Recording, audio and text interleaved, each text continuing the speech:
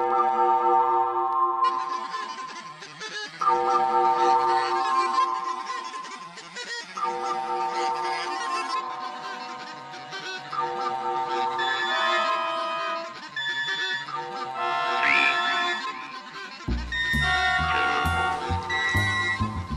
everyone, and welcome to another exciting edition of Geeks Not Nerds, the podcast. I'm Captain Logan. And I am Vince. Vince, what would you like to talk about today?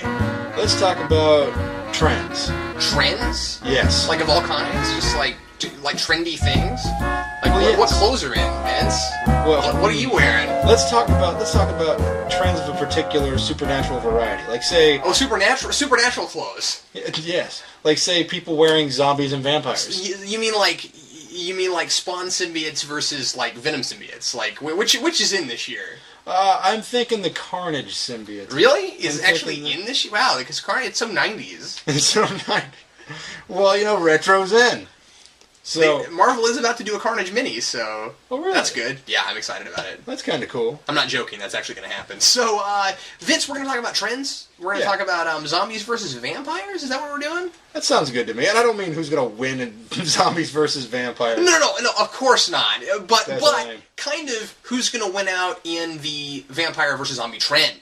My question is, which of these trends has the likelihood of lasting longer, or will either of them ever die? Because it seems. But I'm James. But right, yeah.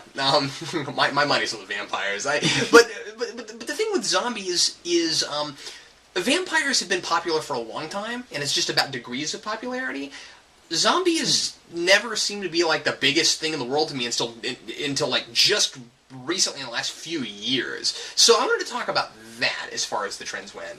For me, it's always been that zombies were an underground fascination, and that Not anymore, they're not. There's always been this cult fan following, and pretty much since Romero coined Living Dead, we've had what we now believe, or what we now deem to be zombies.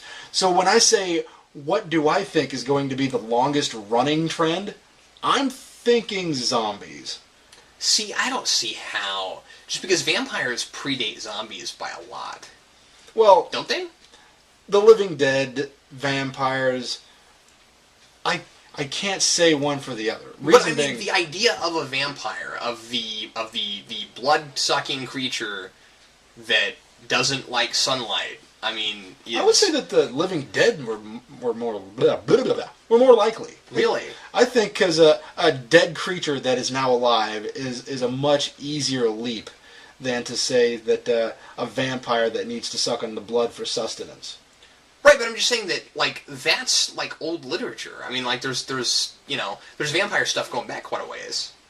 Well, there's also werewolf stuff going back quite a ways. That's true, but that's not a big craze like zombies. See, we call them zombies now, but what we look at as a zombie... And also, can I stop you for a second Sure. and say that this is not a topic I have a lot of knowledge on? Well, So, no, I'm just saying, so you're likely to know more about the horror trends than I am, but I do find it extremely interesting.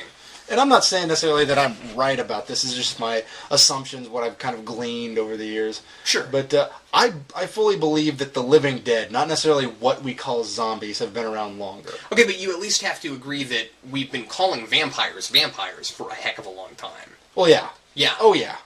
Which is mostly what I was talking about. What we believe, or what we have, the words we've used, vampire, vampire, however you wish to say them. Right. But people start getting all irritating with their, I'm going to call it vampire because that's what it used to be. Why are you a redneck? Stop that. You had this conversation with someone, did you? I've had several strange conversations with someone. Were they always rednecks? Sometimes, yes. Okay. Other times, yes. Oh. That was stupid. Vince, that's racist. Redneck is not a race.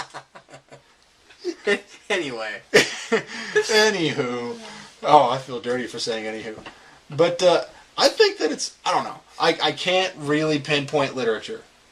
But I would say that The Living Dead is a much easier leap than vampires. I mean... Okay, but just as far as, like... Okay, let's then just talk about geeky fandoms. Right on. There's a lot more vampire fans than there are zombie fans, or at least there used to be. You see, right? yeah. Like, just as far as people who, like, profess to be big fans of vampire lit and then vampire movies and now even vampire television shows, zombies are getting really popular, but just as far as which one is more interesting, I kind of wonder how long the zombie craze can survive. I don't understand why people find zombies all that interesting. Well, here's the deal. And I've said this on the podcast before, I believe, especially during a Zombieland review that we did back in the day. But zombies aren't necessarily the interesting thing about zombie movies. Watching a movie about a good movie about a zombie is like watching a good movie about a hurricane. So, they're a force of nature. Yeah, there's something that has no characterization. It's just something that characters have to deal with. So are you saying that zombie movies are disaster films? Yes, I am. Oh, wow. I am not kidding. So are you saying that Day After Tomorrow would have been a lot better if there had been zombies in it? Yes. I will fully support that. All right, okay. But, because then it would make sense for while they're running from the frost. I mean, zombies. Okay, so zombies are disaster films now, and so why do you like zombie movies? See, my personal preference for a zombie movie is because we have a human protagonist. Okay. And if we have a good zombie movie, we'll probably have a human antagonist. Oh, so and the zombies are what, created by an antagonist sometimes, or maybe they're created, or maybe they're just having to deal with it. Like, for example, coming up I believe on Halloween, it's going to be on AMC, The Walking Dead TV show. That looks like it's going to be fantastic. The comic book's great. Yeah, you mentioned that. And what's interesting about that... I'm excited about it. I think is it's that cool. Exactly. There's just a world here that these people have to deal with. Mm-hmm. And they're in a world filled with zombies, and our main character is trying to be a leader for everybody. We're watching a guy struggle with other people. And that's what's fascinating to me about zombie literature. And granted, on that same note, there is a whole lot, in fact, I would say probably a staggering amount, of zombie stuff that is just people getting eaten, where it's pretty much just a gore fest and people are running from zombies. And I don't know why. I mean, you always talk against what you like to call torture porn, like Saw and movies like that. And I mean, sorry to any Saw fans, because there are people who like that franchise, but you personally consider that to be torture porn. You don't like it, and so I would assume that you'd figure that what you just described is no more interesting than torture porn. No, I mean, why do I just want to watch human suffering? There's a difference between suffering and struggle. Sure. A character needs to struggle to have an interesting narrative. Well, what we care about is how they overcome, or how they try to overcome that struggle, not the struggling itself. So if they never get out of it, or they never make the attempt to get out of it, then it's not worth watching. To me, it's not much of a narrative. So I suppose for some people the argument against that is like a zombie movie where the zombies are the focal point is a lot like a slasher movie. And I fully believe that a good slasher movie has nothing to do with the main character being the slasher. Like, for example, there's a lot of things I didn't like about it, but the remake of My Bloody Valentine, that was a decent movie. Was it really? Yeah, it wasn't bad. In fact, a lot of the critics thought it was a decent movie too. Wow. I didn't read anything about it because it just looked like, Yeah, it just looked like a slasher movie to me. It looked like a simple concept, and I thought, whatever. I'm not going to see this movie. And then, of all people, my mother... Did you watch Piranha 3D? Was that... No, I did not. Because the piranhas can't carry machetes, so they're not interesting. I'm kidding. Zombie Piranha 3D. Zombie piranha with machete. Here we go. Anyway. We just created a whole franchise that's going to have like 9 movies in it. Zombie Piranha Goes to Hell. It's going to be great. I'm going to cry myself to sleep at night. This is going to sadden me greatly if that actually becomes a movie. But not if we're the ones that make it and we get buku bucks for it. I don't think you'd be crying at that point. See, I'd do that. I'd take credit for Snakes on a Plane if it got me money, even though I thought that was dumb. Would you really? Yeah. You know, folks, for all the time that I've worked with Vince, I thought he had integrity, and we just discovered that he has 0. That's right. Well, yeah. Now there's a podcast. What? Would you sell out? Would you sell out? Would you sell out? Ooh, that's good too. Let's do that next time. I'm writing it down right now. That sounds horrible. Let's see. Vince is a sellout podcast. Okay, moving on. I'm just kidding. That's really funny. I actually wrote that down. But okay, here we go. Let's get back to the topic. Yeah, absolutely. Okay, so I find vampires absolutely fascinating, and at least real vampires, and I don't find zombies especially fascinating, but the couple of zombie movies I've really enjoyed, the thing that I found cool about them... Okay, here's the difference between them, to me. This is the juxtaposition. Zombies are not, like you said, zombies are not the characters that carry the thing. Mm-hmm. Vampires can. Yeah. Depending. Vampires can be the protagonist, or at least they can be extremely humanized antagonist, or they can be like monsters trying to manipulate people, and they're actually kind of not human. They're not. They actually turn out to be two-dimensional, but they're really manipulative, so they're still interesting. Mm-hmm. There's a bunch of different things you can do. The couple of zombie movies that I've really liked, and I'm thinking specifically of 28 Days Later, which I really like a lot. Right. Which some people would argue aren't zombies, but we're going to say whatever for the time being. Sure. Yeah, and I mean, like, I don't like to quibble about the semantics on that because I don't care that much. But just as far, but just as far as mindless creatures created out of humans due to a virus. Yeah. Let's call them that. What was fun about that to me was watching this small group of people trying to figure out what was going on in the world and wondering if there was anybody else around, if there are any other humans, and seeing the lack of society. What was fun about that to me was end of the world scenario. There is no society, and how do you cope with that? And again, and I know I mention this all the time, but I mean that's what was fun about No Man's Land was just no society and having to create a society out of nothing or survive without one.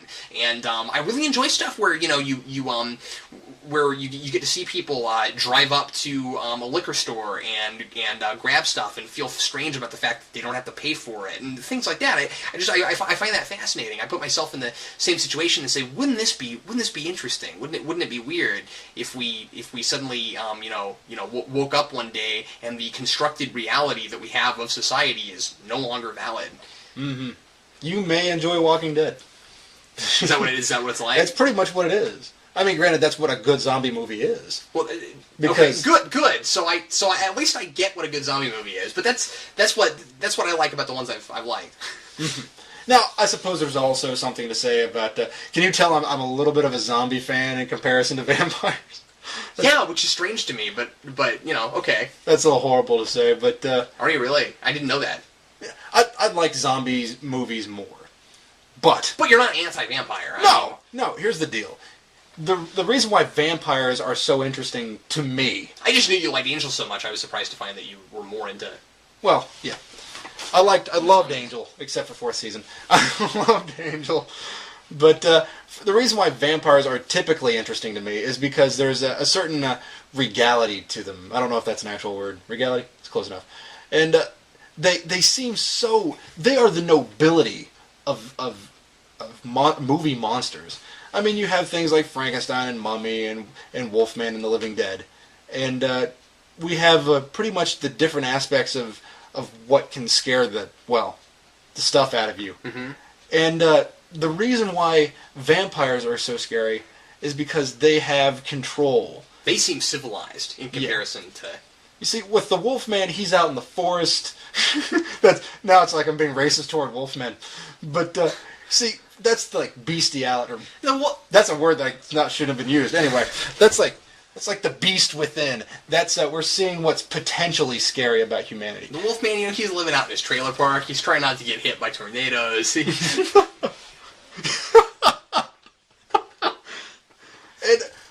And with the mummy, you have to go searching for a mummy. With Frankenstein, that's a very limited thing. That's a very, very case-specific, somebody created a Frankenstein. Right. So with a vampire, the reason why a vampire is so frightening is that you can have a vampire in control, which is why we have Blade, which is why we have Daybreakers. So we have these movies where vampires are the upper echelon of society. Right. And even if they're not part of society, they still have control because we have vampires that have mystic powers. Like if you look at just about every Dracula thing, they have some sort of religious or magical overtones where he can control people.